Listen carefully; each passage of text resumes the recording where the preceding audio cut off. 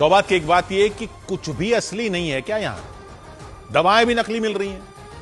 53 दवाएं टेस्ट में फेल हुई तो कंपनियों ने कह दिया कि ये तो हमने बनाई ही नहीं।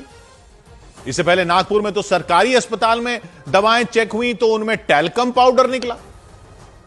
दवाओं के नाम पर टैल्कम पाउडर की गोलियां तक दे देते हैं लोग, मरीज दवा समझकर खाए और वो दवाई ना हो, और ये सब सरकारी अस्पतालों में सप्लाई हो गया।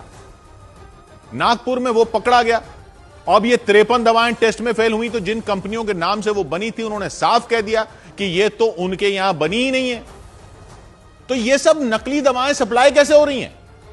कैसे केमिस्ट की दुकान तक जा रही हैं? कैसे अस्पतालों तक जा रही हैं? लोग तो डॉक्टरों को गलत मानेंगे ना कि दवा असर ही नहीं कर रही। और वो तो छोड़िए, इनका नुकसान भी तो हो रहा होगा। टैल्कम पाउडर खाने से तो बताते हैं कैंसर तक हो सकता है, और जिस बीमारी के इलाज के लिए दवा ली वो भी तो ठीक नहीं होगी, बल्कि केस बिगड़ सकता है। तो ये सब सरकारी अस्पतालों में भी सप्लाई हो रहा है। पब्लिक को कैसे पता चलेगा? और चेक करने वाले भी क्या हर दवा की दुकान को चेक करते फिरेंगे? कैसे करेंगे?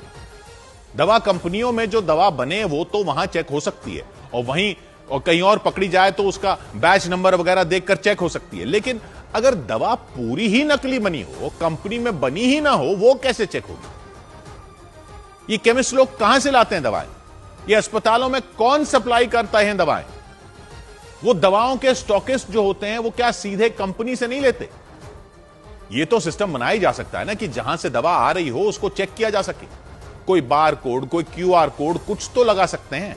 अब तो इतनी सारी टेक्नोलॉजी बन चुकी है कि कोई पब्लिक का काम थोड़ी है कि पब्लिक अपनी रिस्क पर दवा लेगी। पता नहीं दवा में दवा भी है या दवा अपने आप में ऐसा जहर है जिसकी खुद दवा लेनी पड़ेगी।